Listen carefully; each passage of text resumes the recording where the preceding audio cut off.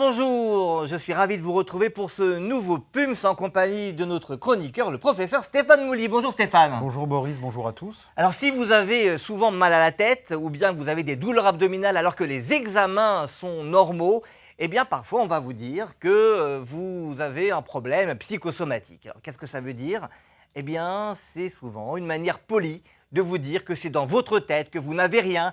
Bref, que vous inventez votre maladie. Regardez quelques coupures de presse, Stéphane. Une première coupure avec un médecin qui pose la question, je ne sais pas si c'est vous, Stéphane, et quand vos problèmes ont-ils commencé? Et le patient répond, quand j'ai lu la campagne publicitaire pour la dépression. On verra si ça peut être nommé de maladie psychosomatique. Deuxième exemple, ici, avec un médecin, c'est pas vous non plus? Ça pourrait être moi par contre. Ah, vous dites, allons, en fait, on fait encore son vilain psychosomatique. Non, je crois pas que c'est vous. Non, c'est pas moi dans ce qu'il dit, mais c'est un urgentiste manifestement, donc ça pourrait être moi éventuellement. Potentiellement. On verra dans cette émission ce que signifie réellement le terme psychosomatique et on verra s'il existe d'authentiques maladies psychosomatiques avec à la clé des traitements efficaces. C'est avec vous, Stéphane Mouly, qu'on regardera au peigne fin ces termes de psychosomatique, puis avec notre invité, le professeur Jean-Benjamin Stora, psychosomaticien, on va vous expliquer ce que c'est que la psychosomatique intégrative. Et puis on passera en revue des situations concrètes que nous analyserons avec Jean-Benjamin Stora et vous, Stéphane Mouly, et on verra ce qui peut être psychosomatique, ce qui ne l'est pas. C'est un terme qui est assez peu connu, y compris des étudiants en médecine. Regardez ce petit document avec des réactions d'étudiants en médecine. Bonjour PUMS. Alors moi je suis parti consulter des médecins rhumatologues à propos de mon genou qui me faisait mal et ils m'ont dit que c'était à cause du stress. Alors c'est psychosomatique? Dites-moi, se manger les cheveux, est-ce que c'est une maladie psychosomatique, s'il vous plaît? Dans nos études de médecine, on ne parle pas trop des maladies psychosomatiques. Et donc je me demandais si c'était un mythe ou une réalité. Mais c'est quoi le concept? C'est les maladies dans la tête, tout ça? Non? Alors, on voulait avoir une étudiante en chair et en os, on accueille Charlotte. Charlotte, rejoignez-nous. Vous êtes, bonjour, vous êtes étudiante en médecine en 5e année. Exactement. La promotion peut-être pas loin de ces étudiantes que nous avons vus. C'est vrai, on n'enseigne pas la psychosomatique. Vous savez ce que c'est, vous, ou pas? Vous auriez pu être dans ce document? C'est vrai qu'il y a quelques années, j'aurais pu être dans ce document. Maintenant, avec les stages, on est aussi parfois, même souvent confronté à des douleurs inexpliquées chez les patients. Et donc, on parvient un petit peu à comprendre, en apprenant à connaître le patient, d'où pourraient venir ces douleurs, s'il y a peut-être un lien. Mais c'est vrai que c'est une zone qui est quand même très très floue, où on n'arrive pas véritablement à poser de définition sur ce terme. Donc on va essayer justement d'expliquer ce que c'est, vous nous direz au fur et à mesure, en toute honnêteté, si vous avez appris des nouvelles choses. Alors Stéphane, dans psychosomatique, il y a psycho, ça veut dire esprit, et le mot somatique, ce qui veut dire que ça concerne le corps. Psychosomatique, comment faut-il comprendre ce terme? Psychosomatique, c'est tout simplement les maladies organiques ou l'influence de l'esprit sur les organes, les tissus et le corps humain.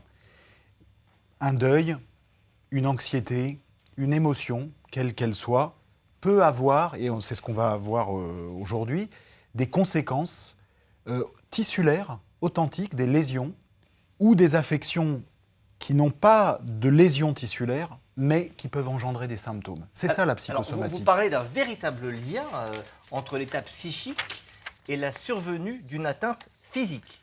Absolument Boris, parce que Dieu merci, le corps et l'esprit fonctionnent de concert.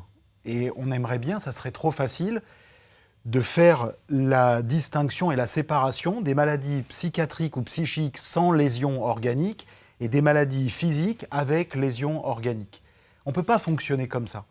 Donc il y a un continuum et il y a des travaux qui ont montré quelques éléments pour expliquer le lien entre l'esprit et le corps. Donc vous affirmez qu'il existe des maladies psychosomatiques et que les comprendre, c'est ça, faire de la médecine psychosomatique. Je ne sais pas si Charlotte, vous voulez maintenant faire de la médecine psychosomatique? Peut-être pas tout de suite, mais après tout, on verra à la fin de l'émission. Voilà, on verra à la fin de l'émission quand vous m'aurez convaincu. Alors donnez-nous quelques exemples concrètes de maladies psychosomatiques. Plusieurs maladies psychosomatiques, les maladies de peau par exemple, l'eczéma, le psoriasis, les aftes. L'eczéma, c'est une maladie où on se gratte. L'eczéma, c'est une maladie où on se gratte, où on a la peau qui pèle, où on a des rougeurs. Et c'est une maladie dont les poussées sont à composantes psychosomatiques. Il y a d'autres maladies inflammatoires, les arthrites, les maladies inflammatoires de l'intestin. Quand vous parlez d'inflammation, concrètement, c'est des maladies où on a des douleurs qui surviennent par poussée, c'est ça? Des moments où peut-être le psychisme influe sur l'évolution de la maladie. Mais souvent, c'est en amont que la situation a eu lieu et qu'elle a engendré une poussée. Mais juste pour faire une parenthèse, il ne s'agit pas de dire que ces maladies sont purement psychiques. Elles existent, elles sont organiques, et si vous faites, pour prendre l'exemple des maladies inflammatoires chroniques de l'intestin, la maladie de Crohn, la rectocolite hémorragique, vous faites des endoscopies digestives à ces patients, ils ont ou elles ont des lésions.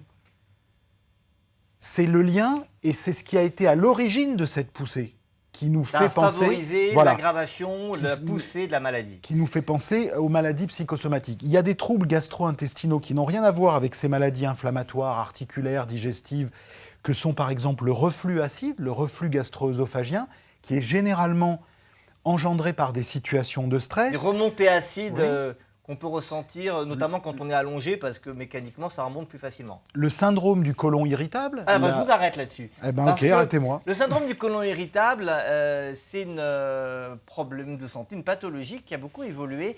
Et on va voir avec le docteur Henri Duboc, qui est gastro-entérologue enseignant à l'université Paris-Diderot, comment on voyait le syndrome du côlon irritable. Il nous a fait la séquence de ce qui se passait il y a quelques années. Regardez-le avec une patiente.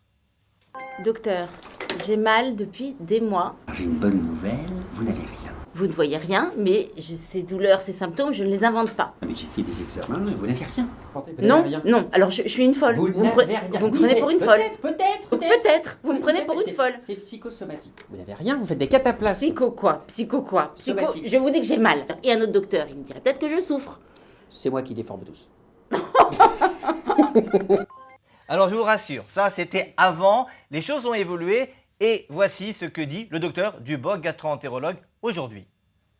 Donc évidemment que si fut un temps où des patients se sont peut-être vus parler comme ça, on a beaucoup évolué dans la prise en charge de l'intestin irritable. Si on veut utiliser le terme psychosomatique que je n'aime pas parce qu'il est souvent mal perçu, il faut se souvenir d'une chose. Quand on va passer son bac, la moitié a la diarrhée, l'autre moitié est constipée, tout le monde a mal au ventre. Il arrive chez certains patients, après des traumatismes sévères dans l'enfance, psychologiques, harcèlement ou traumatisme sexuel, perte d'un proche, des choses vraiment violentes, que ce cercle vicieux d'hypersensibilité entre le cerveau et l'intestin s'installe et que la douleur et le trouble du transit, des années après, s'expriment et deviennent pérennes et handicapants tous les jours. Et sachez que ces problèmes psychiques entraînent des modifications au niveau du côlon, au niveau de l'intestin. Et le docteur Duboc le précise dans un bonus que vous pouvez consulter sur notre chaîne YouTube. Alors, dans ces situations qu'on a décrites avec vous et avec Dr Duboc, il n'y a pas de doute, même si le psychisme peut aggraver ou améliorer les signes de la maladie, elle est là, avec des signes qui sont plus ou moins objectifs. Mais il y a dans certains cas, on se sent malade, ou on a peur de le devenir. Est-ce que là aussi, on peut parler de maladie psychosomatique? Alors absolument pas. Absolument pas. Il ne faut pas confondre l'hypocondrie. L'hypocondrie, c'est une maladie psychiatrique qui est proche de la psychose paranoïaque. C'est la certitude d'être malade. Ça multiplie les rendez-vous médicaux et les patients, d'ailleurs, sont extrêmement en colère quand on leur dit qu'on ne trouve pas de maladie ou de lésion organique. Ils font des procès, ça peut aller très loin. Ce n'est pas une maladie psychosomatique.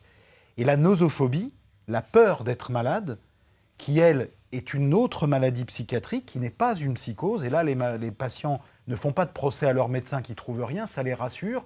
Mais comme c'est une anxiété, c'est une forme de trouble anxieux généralisé, ils continuent de consulter parce qu'ils ont tout le temps peur d'être malades. Mais ça n'a rien à voir avec la psychosomatique, qui là encore est un continuum. On vous parle d'hypocondrie en études de médecine ? Plus que des maladies psychosomatiques? C'est des notions qui sont quand même assez peu abordées. On essaye toujours on nous apprend en tout cas maintenant de traiter la plainte du patient. Mais après, effectivement, dans le principe de l'hypocondrie ou de des maladies psychosomatiques, le problème c'est qu'en fait on ne sait pas d'où viennent ces lésions. On nous apprend des choses qui sont encore très théoriques, une lésion, une maladie, un traitement. Alors, est-ce qu'on sait, Stéphane, comment on passe de l'événement psychique à sa traduction sur le corps? On a des pistes endocriniennes. Il y a des travaux qui remontent à près d'un siècle. C'est ça qui est intéressant, Boris. Ah, vous étiez pas né, Charlotte, hein? Non. Et moi non plus. Et moi non plus. Ah bon? Donc, un scientifique qui s'appelle Hans Selye, ses travaux menés par ce chercheur à Montréal, dans les années 30, au milieu des années 30, étaient très intéressants parce qu'il a pris des souris et il leur a injecté des extraits hormonaux, des extraits ovariens et placentaires. Et à la suite de cette injection chez ces souris ou ces rats d'extraits ovariens et placentaires, donc hormonaux, il a observé 3 choses très intéressantes. Une hypertrophie de la glande surrénale, une atrophie de tout le système. Atrophie, ça veut dire? Ça veut dire Dessèchement. un dessèchement, une quasi-disparition presque. C'est pas disparu, mais en tout cas, un affaiblissement, un effondrement de tout le système immunitaire. Le thymus, petite glande qui est à la base de la trachée, les ganglions, et puis d'autres localisations immunitaires digestives. Et le 3e élément qu'il a trouvé, ce sont des saignements et des ulcères au niveau de l'intestin et de l'estomac. Alors vous me direz, ce sont des rats et ce sont des extraits placentaires ou ovariens. Il a fait la même expérience sur d'autres rats, mais au lieu de leur injecter des extraits ovariens et placentaires, il les a soumis à des situations de stress. Alors le stress pour un rat, ce n'est pas un deuil ou un divorce, c'est le froid extrême ou la chaleur extrême, ou toutes ces situations où on les met dans une cage, on les fait tourner. Eh bien, il a observé exactement les mêmes lésions et les mêmes anomalies. Et c'est ce qui, bien plus tard, chez l'homme, a été évoqué comme étant le continuum entre la situation de stress psychique et environnemental qui agit directement sur le système endocrinien et la conséquence, les hormones, et la conséquence de ce flot d'hormones brutales sur l'immunité qui est censée nous protéger et la création, l'apparition de lésions organiques parce qu'on n'est plus protégé par notre système immunitaire. Comme un ulcère à l'estomac, par exemple. Alors c'est un bon exemple, mais on fera une parenthèse sur l'ulcère à l'estomac si on a le temps. On va montrer effectivement avec une animation, un schéma assez simple, ce qui se passe quand un organisme humain ou un animal, mais on parlait des humains tant qu'à faire, oui, bien sûr. Quand il est soumis à un stress, venez avec moi, un stress qui se solde par une ou des maladies. Regardez ici, alors tout démarre au niveau du cerveau. Au niveau du cerveau, il y a des glandes qui s'appellent l'hypothalamus et l'hypophyse qui fabriquent des hormones qui vont agir sur l'axe du stress, on va dire les choses comme ça. Vous voyez, avec des hormones qui sont fabriquées dans cette partie centrale de la boîte crânienne et qui vont être envoyées en cas de stress. On aura beaucoup, vous voyez, ça c'est un stress. Et il y en a beaucoup qui vont être fabriqués, qui vont agir sur les surrénales, ces petites glandes là en jaune qui sont au-dessus des reins et qui vont être stimulées pour fabriquer de la cortisone. L'organisme est inondé et c'est ça qui peut déclencher, donc, dans certains cas, des maladies. En fait, ce qui est intéressant, et ça on le sait, c'est que le cortisol a une influence sur la réparation tissulaire et sur le système immunitaire. Donc, on cicatrise moins bien et on a plus de risques de faire des infections. Par exemple. Alors, vous disiez juste en un mot que dans le cas de l'ulcère de l'estomac, c'était un peu différent. Je pense que vous faites allusion au fait que maintenant, il y a des bactéries qui sont responsables d'un certain nombre d'ulcères. Oui, absolument. L'ulcère a été longtemps considéré comme une maladie purement psychosomatique.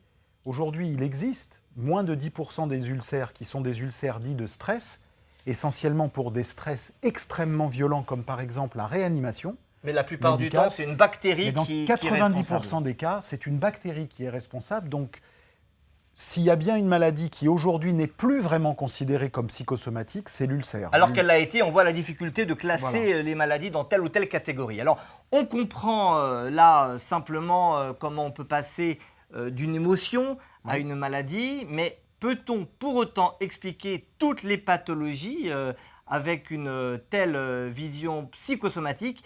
Je vous propose maintenant d'accueillir notre invité.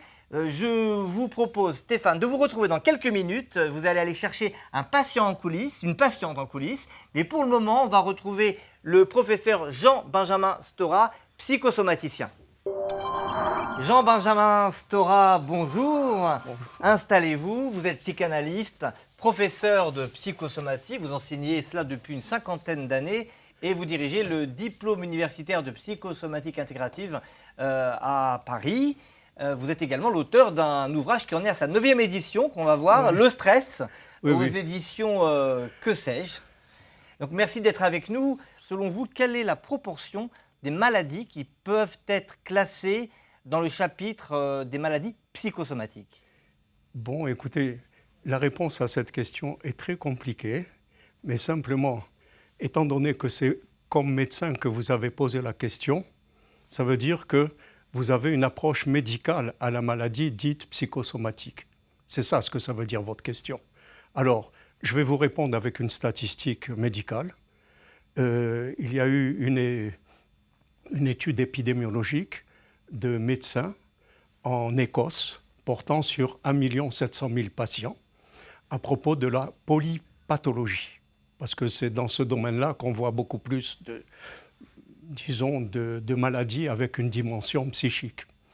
Et ils ont relevé 210 000 patients, 210 000 patients qui présentaient cette polypathologie. C'est-à-dire plusieurs maladies en même temps? Exactement, plusieurs maladies en même temps. Et sur ces 210 000, les psychiatres ont constaté un tiers, disons 70 000, qui avaient des maladies qu'on pourrait qualifier de psychosomatiques. Donc un tiers des pathologies, selon vous et selon cette étude, peut être classée dans la catégorie... Mais pas selon moi. Pas selon moi. Selon ces médecins. Mais selon vous? Cette étude. Et selon vous? En tant que selon moi, psychosomaticien? étant donné que pour moi, la psychosomatique est très différente dans sa définition de ce qu'on déclare en médecine ou en psychanalyse, pour moi, la psychosomatique repose sur le paradigme de l'unité psychosomatique. Et donc, toute maladie peut être classée psychosomatique? Étant donné que les êtres humains sont des unités psychosomatiques, toutes les maladies sont psychosomatiques. Alors, parce qu'il y a toujours une dimension psychique et somatique à toutes les maladies, même dans ce que le professeur Maury en a parlé il y a quelques minutes. Alors, donnez-vous il y a une dimension psychique. Quelques informations sur ce que vous appelez, parce que c'est peut-être à ça que vous faites allusion, la psychosomatique intégrative. Oui, alors, je vais vous donner un exemple qui rejoint vos réflexions de tout à l'heure.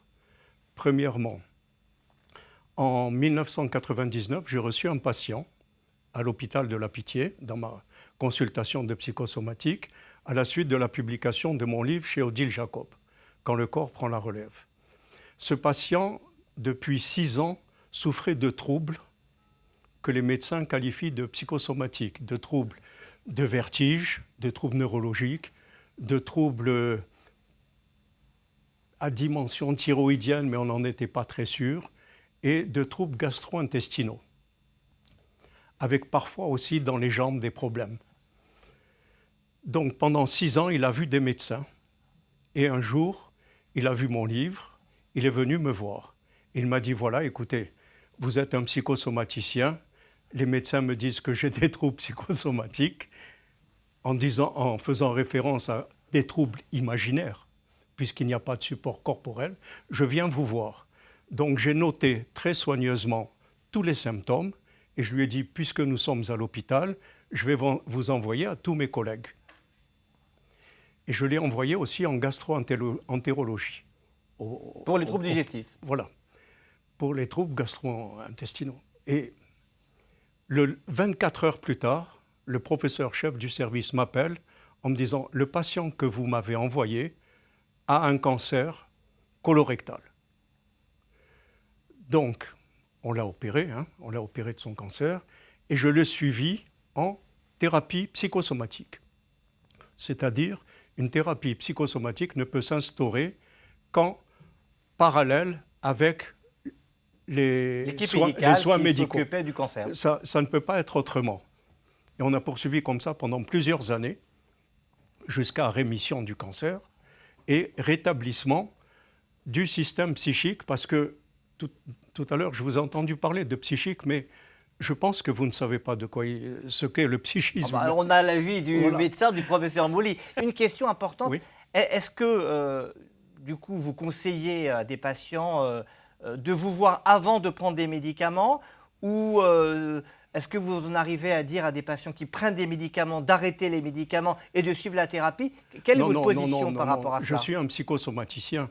C'est un médecin qui doit prescrire des médicaments. Et vous accompagnez? Et moi, je l'accompagne dans la dimension psychique, dans la relation avec le corps. Alors, on va tout de suite voir deux exemples concrets dans la partie pratique de cette émission. On va retrouver Stéphane Mouly qui est allé en salle d'attente, si je puis dire, chercher une patiente, Catherine, que je vous présente, professeur Stora, que vous ne connaissez pas.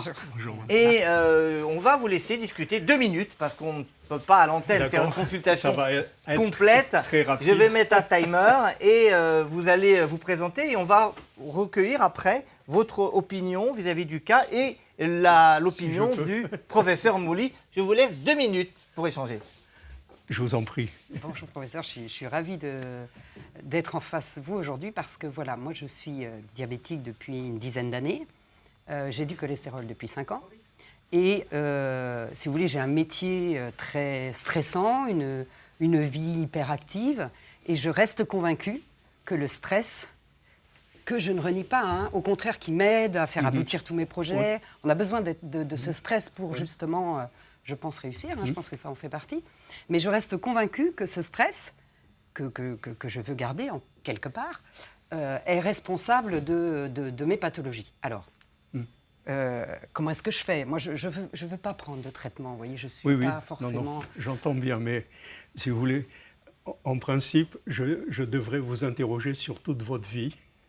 Alors là, et les événements de vie, on en aurait pour trop longtemps, oui, d'accord? Et vous demandez des réponses. Oui. Des réponses. Alors, si vous voulez, les réponses avec la clinique que j'ai, si vous voulez, c'est quoi? C'est comment vous allez investir votre énergie vitale.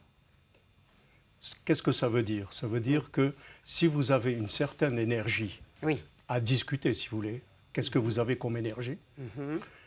Alors, c'est important de l'investir dans des activités physiques et dans un certain nombre d'activités sublimatoires, sociales et autres. D'accord. Par exemple, que ça puisse diminuer, en réalité, l'intensité du stress sur votre psychisme. Parce que dans le cas contraire, ce n'est pas possible. Parce que ce qui se passe, si vous voulez, c'est que le système psychique, c'est un système identique au système immunitaire. Pour le moment, il n'est pas connu des médecins, puisqu'ils ne l'ont pas étudié. Donc, ils ne savent pas quel est le rôle qu'il joue. Son rôle principal, c'est d'absorber les excitations quotidiennes. D'accord. Si ces excitations ne sont pas absorbées au niveau psychique, elles transitent par 4 circuits neuronaux et ça se décharge au niveau du corps. Alors, on va un petit peu vous faire réagir. Désolé. Non, aucun problème. Aucun problème, on comprend beaucoup de choses à dire. C'est un petit peu complexe, mais je voudrais vous faire réagir sur une question, ce que dit notre patiente, qui est d'ailleurs une patiente standardisée du centre de simulation,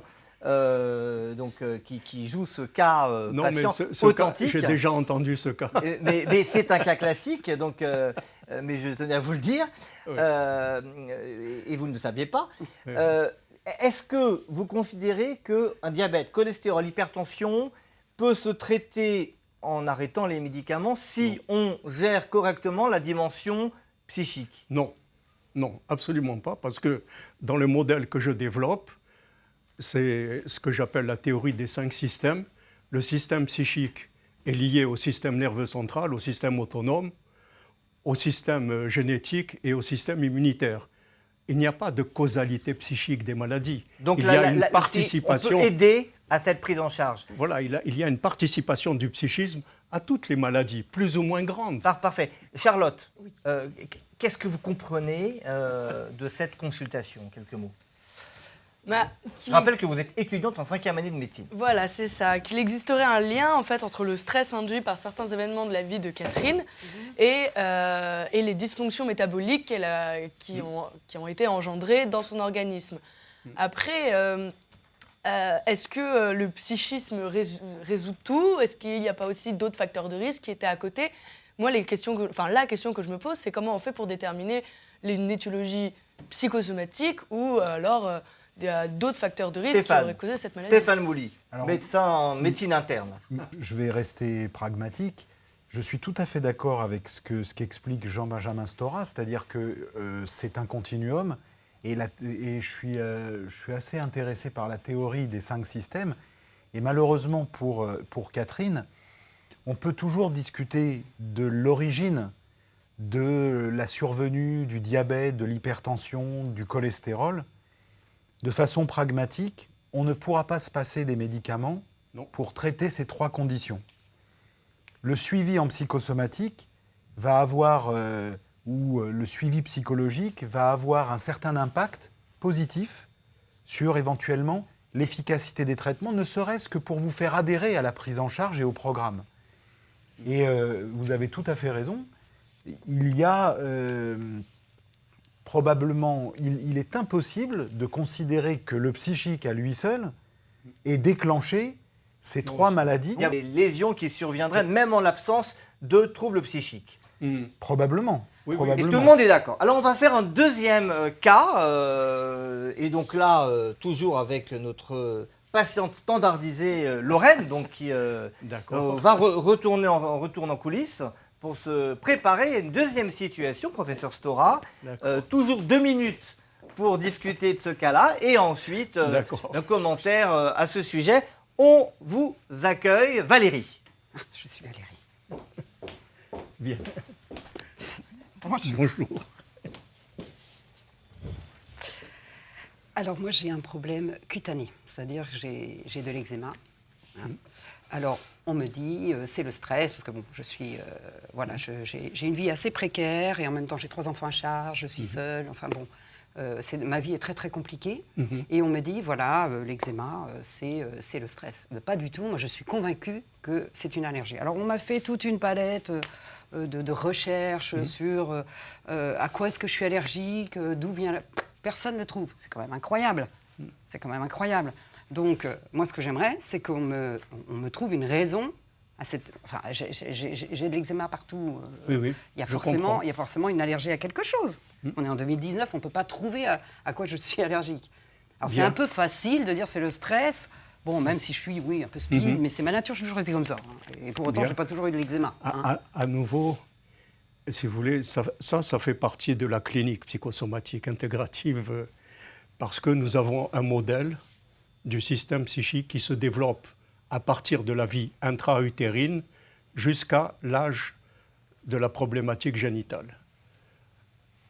Quand il s'agit de problèmes de peau, il s'agit toujours de problèmes de contact et de carence affective de la première année de vie. Donc, si vous voulez, je dois vous interroger sur votre relation avec votre mère dans les premiers temps de la vie. C'est la seule réponse qu'on peut apporter. Après, en thérapie psychosomatique, le psychosomaticien, une fois qu'il a fait son diagnostic, à ce moment-là, il joue un rôle maternel de diminution des excitations et de reconstruction de l'unité psychosomatique parce qu'elle est déficiente. Donc, c'est pas, si vous voulez, c'est plus compliqué qu'on ne le pense. Donc, professeur Stora, voilà, les 2 minutes sont passées. Dans cette situation, vous êtes plus en faveur d'un problème psychique qui aurait déclenché la maladie cutanée. C'est psychoneuronal. Je suis désolé, le système psychique n'existe pas avant l'âge d'1 an. C'est psychoneuronal, c'est-à-dire il y a 2 systèmes qui sont intégrés progressivement, ce qu'on ignore en médecine encore aujourd'hui. Or, ils sont intégrés, ça veut dire concrètement que dans la première année de vie, il n'y a pas de système psychique chez un bébé. C'est de nature sensorimotrice. Alors, Stéphane Mouly, votre vision sur cette maladie de la peau? Il y a un déficit de présence maternelle, j'ai bien compris. de contact de peau à peau. Professeur Mouly. Alors la dimension, la représentation psychique est intéressante que fait Jean-Benjamin Stora, puisqu'il dit « vous avez eu une carence de contact affectif, une carence affective ». Or, l'eczéma est une maladie de contact. En revanche, une fois qu'on a les plaques, il faut les traiter par un traitement médicamenteux. Ah oui. Donc, alors, le dernier mot de cette émission, c'est pour Charlotte. Elle est venue pour qu'on essaye de lui expliquer le rôle de la psychosomatique dans les pathologies. Qu'est-ce que vous en pensez à l'issue de cette émission? C'est intéressant parce qu'effectivement, actuellement, on nous apprend une médecine qui est très patient-centrée, où on essaye de prendre le patient dans sa globalité, d'essayer d'intégrer les événements de sa vie et de pouvoir les conjuguer aussi avec les traitements qu'on va donner, etc. Donc, malgré le fait qu'on nous apprenne, on nous inculque ces valeurs pour mener nos entretiens, etc., on ne nous apprend pas du tout sur ce volet-là. Ouais, donc vous avez un appel à lancer aujourd'hui. Exactement. Qu'on vous enseigne davantage cette composante psychique et psychosomatique. Merci beaucoup Charlotte, merci Stéphane, merci Lorraine, patiente standardisée, merci professeur Stora d'avoir été avec nous. Nous avons vu qu'il existe bien des maladies psychosomatiques avec différents avis sur la manière de les percevoir et de les traiter. En tout cas, tout le monde est d'accord sur l'existence de ces maladies qui ont une composante psychosomatique. En pratique, même une maladie psychosomatique, on a vu que ça peut nécessiter des traitements médicamenteux. La thérapie étant un traitement, en tout cas complémentaire, à discuter avec son médecin. Merci d'avoir suivi notre émission et en attendant la prochaine, rejoignez-nous, réagissez sur les réseaux sociaux, sur Twitter, sur Facebook. N'oubliez pas le bonus du docteur Duboc au sujet du côlon irritable également sur notre chaîne. Venez réagir avec nous et à bientôt sur la chaîne.